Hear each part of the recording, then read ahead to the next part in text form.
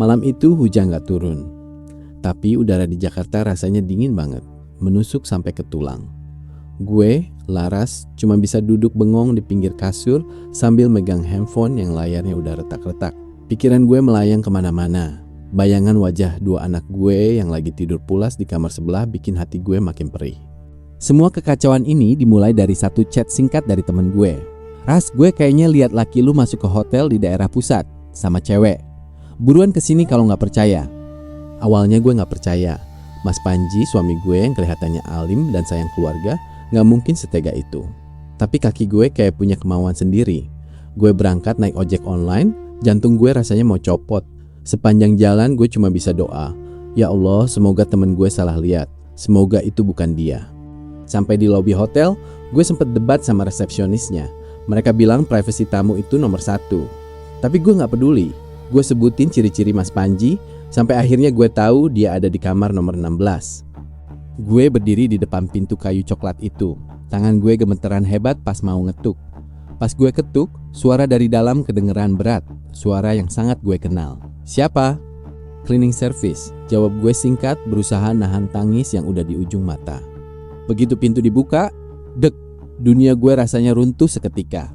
Mas Panji berdiri di situ, cuma pakai handuk, dengan wajah yang langsung pucat pasi pas lihat gue. Di belakangnya, di atas ranjang, ada cewek lain lagi duduk santai. Gue gak teriak, gue gak jambak-jambakan kayak di sinetron. Gue cuma berdiri mematung, ngerasain sakit yang luar biasa sampai rasanya gue gak bisa napas. "Pulang mas, anak-anak nungguin." Cuma itu yang keluar dari mulut gue. Di perjalanan pulang di dalam mobil, Mas Panji bukannya minta maaf, malah marah-marah. Dia bilang gue malu-maluin dia. Dia bilang gue cuma ibu rumah tangga yang gak tahu apa-apa dan gak punya masa depan tanpa dia. "Kalau kamu mau cerai silahkan, tapi kamu keluar dari rumah ini tanpa bawa apa-apa. Anak-anak tetap sama saya," ancamnya dengan nada sombong. Malam itu juga dengan modal nekat dan baju seadanya, gue pergi. Gue nangis sejadi-jadinya di atas motor ojek yang bawa gue ke rumah nyokap. Gue sujud di kaki nyokap, minta maaf karena udah gagal jaga rumah tangga. Mas Panji makin gila. Dia nyusul ke rumah nyokap, rendahin gue di depan orang tua gue, dan akhirnya ngelempar anak-anak ke gue seolah mereka itu beban. "Nih, bawa anak-anak lu. Lihat, bisa makan apa mereka kalau sama ibu miskin kayak lu," bentaknya sebelum pergi ninggalin debu jalanan. Di titik itu gue sadar gue harus kerja. Gue gak boleh lembek. Gue hubungin temen lama gue, Santi, yang kerja jadi SPG rokok. Santi ini penampilannya udah beda banget. Glamour, tas branded, kulit glowing. Dia nawarin gue kerjaan yang sama. Tapi dunia lapangan itu keras, lebih keras dari yang gue bayangin. Hari pertama gue jualan di sebuah event konser di Jawa Barat, gue cuma bisa jual 1 bungkus rokok. 1 bungkus. Padahal target per orang itu bisa 4 slop atau 400 bungkus lebih. Teman-teman satu tim gue mulai sinis. "Gimana sih lu Ras? Gara-gara lu tim kita gak tembus target nih. Belajar dong cara ngerayu orang," celetuk salah satu senior gue. Gue cuma bisa minta maaf sambil nahan malu. Besoknya hasilnya sama aja. Orang-orang kayak gak ngelihat keberadaan gue. Gue nawarin baik-baik, mereka malah buang muka atau lebih milih beli ke temen gue yang lebih berani penampilannya. Gue pulang ke kosan Santi dengan perasaan hancur. Gue butuh uang buat susu anak, buat bayar kontrakan, tapi gue gagal total. Gue nangis di depan Santi. "Ras, jujur aja sama gue. Lu mau hidup susah terus kayak gini?" tanya Santi sambil benerin riasannya di depan kaca. "Ya gak mau San, tapi gue harus gimana? Gue udah usaha, tapi orang-orang gak ada yang mau beli sama gue," jawab gue putus asa. Santi muterin kursinya, natap gue dalam-dalam. "Lu lihat gue sekarang, dulu gue lebih parah dari lu. Lu mau tahu rahasianya kenapa dagangan gue selalu habis dan cowok-cowok royal sama gue?" Gue diem. Ada rasa takut, tapi rasa butuh gue jauh lebih besar. "Gue punya pegangan Ras. Kalau lu mau, besok kita berangkat ke Jawa Tengah. Ada Simbah yang bisa bantu lu. Sekali pasang, lu bakal jadi magnet duit. Lu gak bakal ditolak lagi sama siapapun." Gue ragu. Gue tahu itu salah, tapi bayangan wajah anak-anak gue yang kelaparan dan hinaan Mas Panji terus terngiang di telinga gue. Terus gue tanya pelan ke Santi, "Sakit gak San?" Santi senyum tipis. "Cuman dikit, tapi hasilnya lu bisa beli apa aja yang lu mau. Mobil, rumah, perhiasan. Gimana? Lu ikut gak?" Gue narik napas panjang. Gue ngerasa kayak lagi berdiri di pinggir jurang yang gelap. Kalau gue lompat, gue gak tahu apa yang ada di bawah sana. Tapi kalau gue tetap di sini, gue bakal mati perlahan karena kemiskinan dan hinaan. Oke San, gue ikut, jawab gue mantap. Gue gak tahu kalau keputusan malam itu bakal ngubah hidup gue jadi mimpi indah yang sekaligus jadi neraka yang paling nyata. Keesokan harinya, gue berangkat sama Santi menuju sebuah desa terpencil di Jawa Tengah. Perjalanan rasanya lama banget, mungkin karena pikiran gue yang gak tenang. Gue bohong sama nyokap, bilangnya ada event luar kota selama 3 hari. Padahal gue lagi menjemput sesuatu yang gue sendiri gak tahu bakal seberat apa konsekuensinya. Sampai di sana sudah hampir maghrib, tempatnya bener-bener pelosok.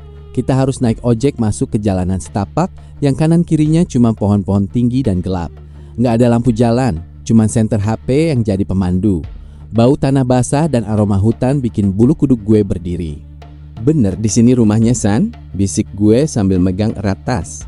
Udah tenang aja, Simbah udah nungguin, jawab Santi santai kayak udah biasa. Kita sampai di sebuah rumah panggung kayu yang sudah tua banget. Di dalamnya nggak ada listrik, cuma ada obor dan lampu minyak yang cahayanya remang-remang. Pas masuk, bau pengap dan aroma menyan langsung menusuk hidung. Di tengah ruangan duduk seorang kakek tua, Simbah, yang wajahnya penuh kerutan tapi matanya tajam banget, seolah bisa nembus jantung gue. Duduk nak, suara Simbah berat dan serak. Santi yang jelasin maksud kedatangan kita. Simbah cuma manggut-manggut sambil ngeliatin gue dari atas sampai bawah. Kamu yakin ada mahar 5 juta dan kamu harus siap sama semua permintaannya? Gue nelan ludah. Duit 5 juta itu hasil minjam sana sini. Tapi gue udah kepalang tanggung. Yakin bah, saya butuh buat anak-anak saya. Malam ini kamu puasa di kamar belakang, besok baru ritual intinya, kata Simbah. Gue dibawa ke sebuah kamar kecil yang alasnya cuma bambu, gelap, baunya apek dan pintunya dipalangi kayu dari luar. Di situ gue sendirian, sepanjang malam gue gak bisa tidur. Gue denger suara-suara aneh, kayak ada yang ngetok jendela pelan, lalu makin kencang. Duk, duk, duk. Gue nangis sesenggukan, meluk lutut, rasanya pengen pulang, tapi pintu dikunci. Ada juga suara cakaran di dinding bambu yang bikin gue makin kaku ketakutan. Besok sorenya, setelah cuma dikasih minum air putih tanpa makan, ritual kedua dimulai. Gue dibawa ke sebuah ruangan yang lebih tertutup. Di situ ada gentong besar isi air bunga dan asap menyan yang tebal banget. Buka baju kamu nak, cuma pakai kain ini aja, perintah Simbah. Gue gemeteran, tapi gue turuti. Gue disuruh tiduran di atas dipan bambu yang dilapisi kain kafan putih. Gue pikir cuma bakal dibacain doa, tapi ternyata Simbah minta sesuatu yang bikin gue kaget. Harus bersetubuh dulu sama Mbah, biar ilmunya meresap, katanya pelan. Gue pengen nolak, tapi badan gue kayak lumpuh, kayak tersihir. Pas gue merem dan ritual itu terjadi, anehnya gue gak ngerasa itu Simbah.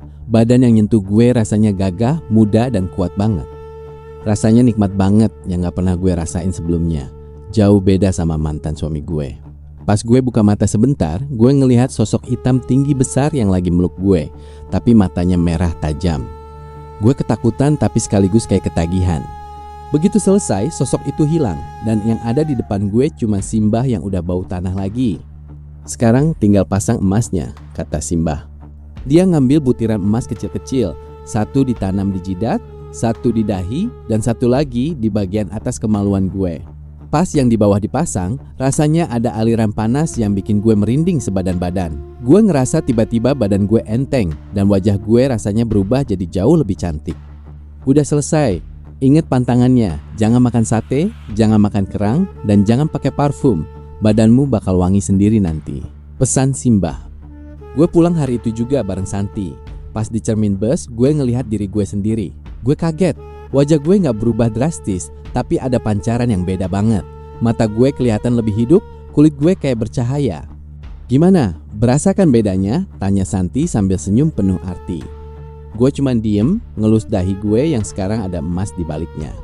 Gue gak tahu kalau emas-emas ini adalah awal dari kekayaan yang bakal bikin gue gila, tapi juga rantai yang bakal nyeret gue ke lubang penderitaan yang paling dalam. Besoknya gue balik kerja dan benar aja, pas begitu gue jualan, semua mata cowok-cowok di situ langsung tertuju ke gue. Semuanya. Efek dari ritual di Jawa Tengah itu bener-bener kayak sihir. Hari pertama gue balik kerja setelah pasang pegangan, suasananya beda total. Gue baru aja buka stand di sebuah event besar. Belum juga buka mulut buat nawarin rokok, cowok-cowok sudah pada nengok. Mereka ngeliatin gue kayak ngeliat artis papan atas. "Mbak, rokoknya 1 slop ya," kata seorang cowok yang tiba-tiba nyamperin. Gue bahkan belum senyum, dia udah beli banyak. Teman-teman setim gue, termasuk senior yang kemarin-kemarin hobi nyinyirin gue, cuma bisa melongo. Supervisor gue juga kaget. "Laras, lu pakai apa hari ini? Kok jualan lu kenceng banget?" tanyanya sambil geleng-geleng kepala. Gue cuma senyum tipis. "Cuman dandan agak beda aja mas," jawab gue bohong. Padahal gue tahu ini bukan soal dandan, ini soal 3 butir emas yang tertanam di badan gue. Hari itu gue pecah rekor. Target yang tadinya kerasa mustahil, gue lewati dengan gampang. Gue dapet bonus besar, tapi gak cuman itu. Cowok-cowok yang beli rokok ke gue gak cuma ngasih duit buat barangnya, tapi banyak yang ngasih uang lebih. Ada yang tiba-tiba transfer, ada yang ngasih cash cuma-cuma sambil minta nomor WhatsApp. "Nih buat jajan anak kamu," kata seorang pengusaha yang baru gue kenal 10 menit. Dia ngasih uang 1 juta cuma buat secangkir kopi bareng.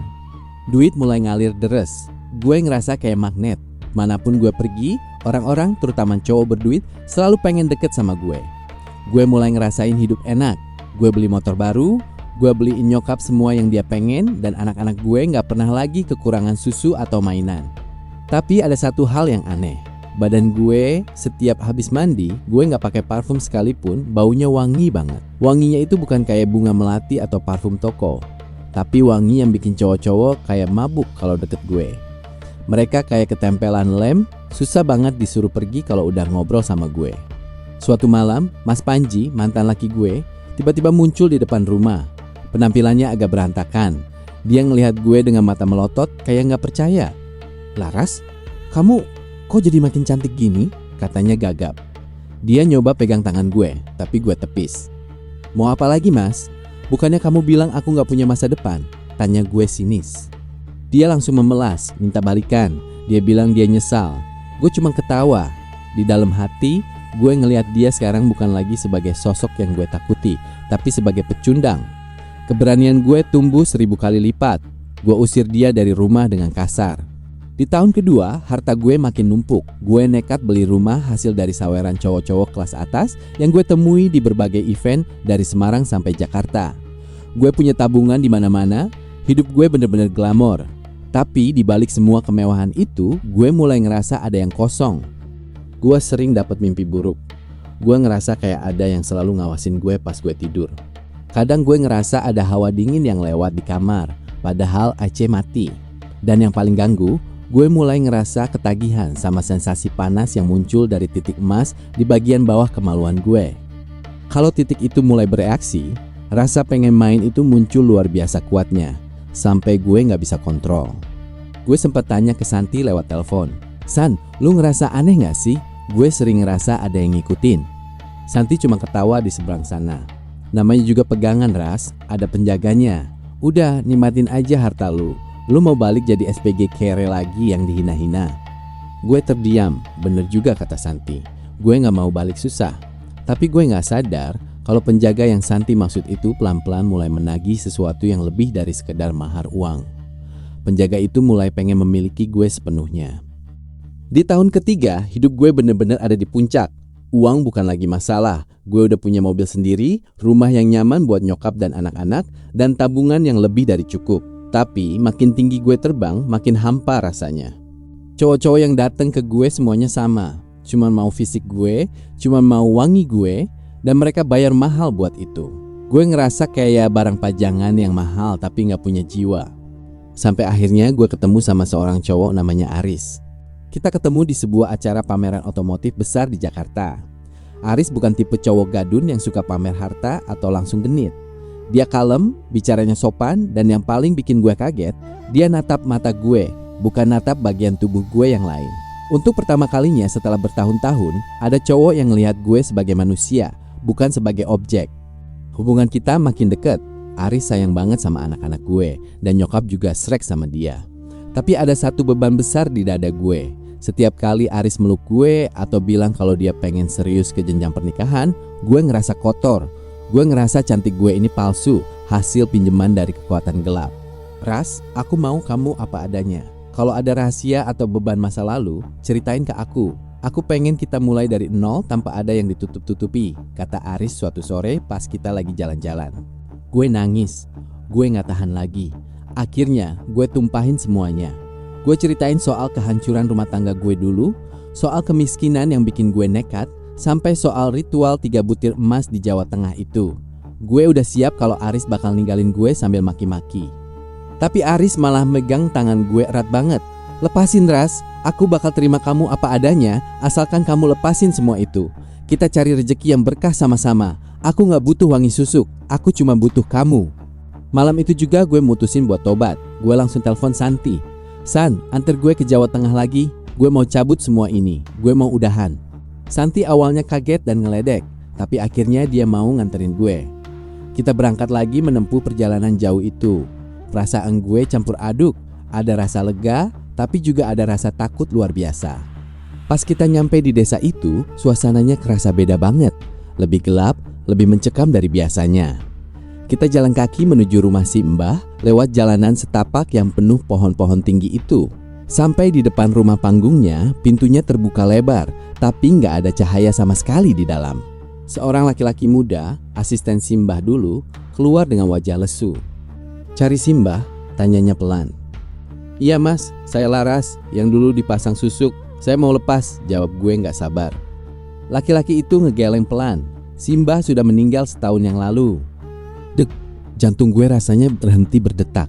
Gue lemes, kaki gue kayak gak punya tulang, sampai gue jatuh terduduk di tanah. "Terus, gimana nasib saya mas? Siapa yang bisa lepasin ini?" tanya gue setengah teriak, hampir gila rasanya. "Simbah gak ninggalin warisan ilmu ke siapapun di sini. Kalau mau lepas, kalian harus cari orang lain yang lebih kuat.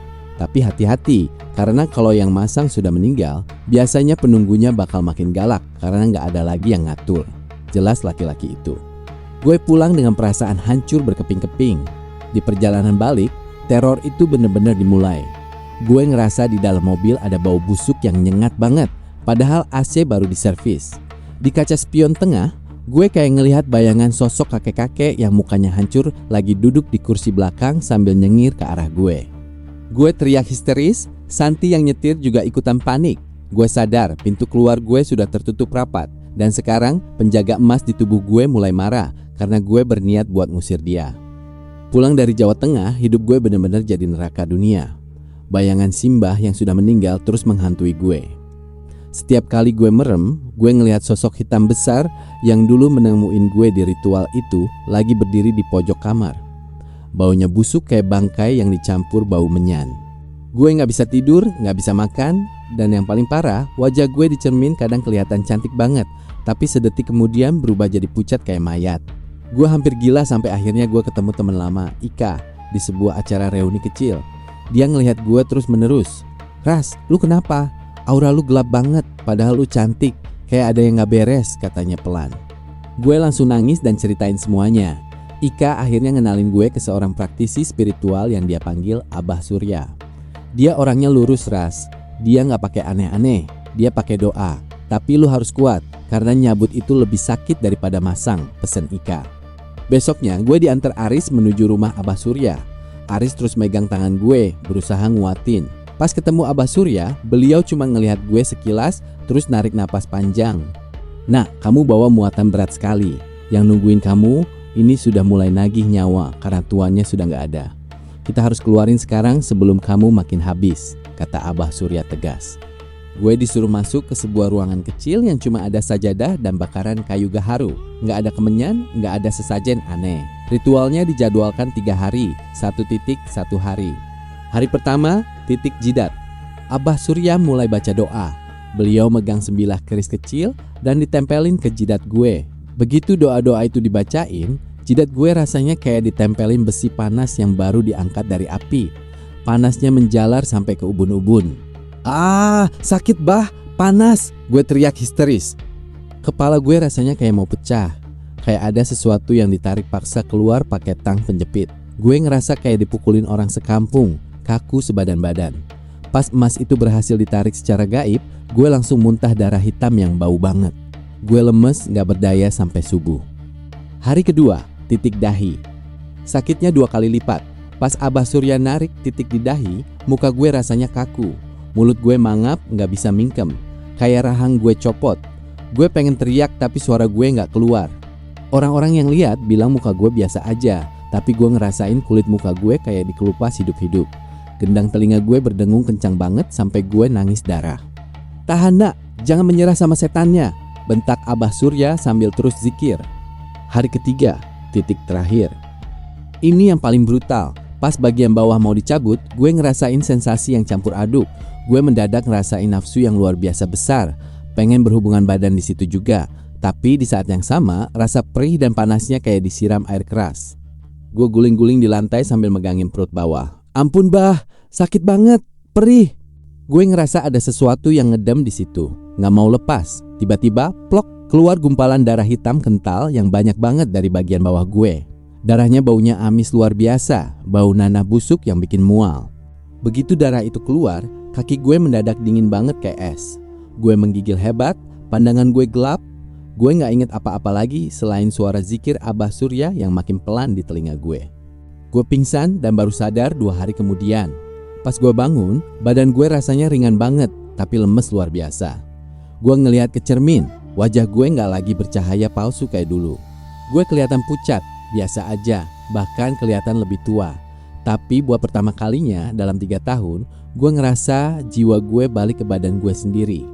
"Sudah bersih nak, tapi ingat, apa yang kamu cari dengan jalan pintas gak akan menetap lama," kata Abah Surya lembut. Gue nangis sejadi-jadinya, meluk Aris yang setia nungguin gue. Gue gak peduli lagi sama harta, gue gak peduli lagi sama cantik. Gue cuma pengen jadi Laras yang manusia biasa lagi. Seminggu gue nginep di rumah Abah Surya buat mulihin kondisi. Selama itu badan gue rasanya kayak habis dipukulin. Tapi tiap kali gue ambil air wudhu, ada rasa sejuk yang belum pernah gue rasain selama 3 tahun ini. Gak ada lagi wangi aneh yang bikin cowok mabuk, yang ada cuma bau sabun biasa, dan itu rasanya nikmat banget. Begitu gue balik ke rumah, keajaiban yang nyata pun terjadi. Tapi bukan keajaiban dapat duit, melainkan keajaiban pembersihan harta. Pelan-pelan semua yang gue dapat dari hasil susuk itu mulai rontok satu persatu.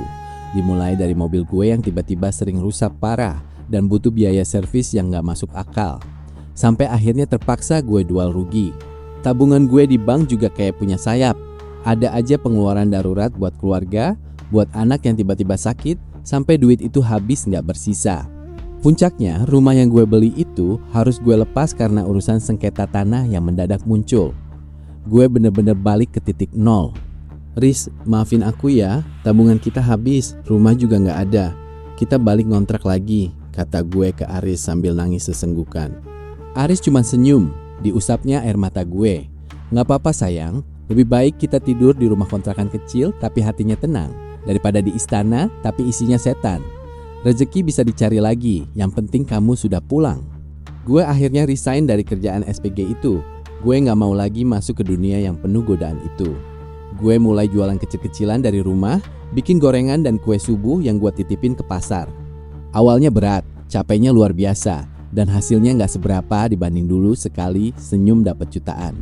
Tapi anehnya, tiap butir perak yang gue dapat dari jualan kue itu rasanya jauh lebih mengenyangkan buat anak-anak gue. Santi sempat mampir ke kontrakan gue. Dia datang pakai mobil baru, penampilannya makin kinclong. Dia ngelihat kondisi gue dengan tatapan kasihan. "Yakin lu mau hidup begini Ras? Lu lihat gue, masih enak-enak aja tuh. Simbah emang meninggal, tapi kan masih banyak orang pintar lain," ajaknya lagi. Gue cuma geleng kepala sambil senyum tulus. "Makasih San, tapi gue udah cukup ngerasain nerakanya. Gue gak mau tukar nyawa gue sama anak-anak cuma buat harta titipan itu lagi. Hati-hati ya San, sebelum terlambat." Santi cuma mendengus dan pergi. Sejak hari itu gue gak pernah dengar kabar dari dia lagi. Sekarang hidup gue benar-benar sederhana. Gue sudah menikah sama Aris. Suami gue itu tahu semua sejarah item gue. Dia tahu bekas-bekas luka ritual gue, tapi dia gak pernah sekalipun ngerendahin gue. Tiap malam sebelum tidur gue zikir minta ampun atas kekhilafan gue di masa lalu. Tiap kali gue ngaca, gue ngelihat wajah Laras yang asli. Ada kerutan halus di dahi, ada lingkaran hitam di bawah mata karena kurang tidur ngurusin dagangan. Tapi mata gue gak lagi kosong. Mata gue penuh harapan. Pesan gue buat kalian semua yang mungkin lagi ngerasa terjepit ekonomi, jangan pernah sekali-kali nyentuh jalan pintas. Jangan mau dikelabui sama emas yang ditanam di badan, karena emas itu sebenarnya adalah bara api yang bakal ngebakar hidup kamu pelan-pelan. Rezeki itu sudah ada porsinya, dan cara yang benar bakal bawa ketenangan, bukan ketakutan.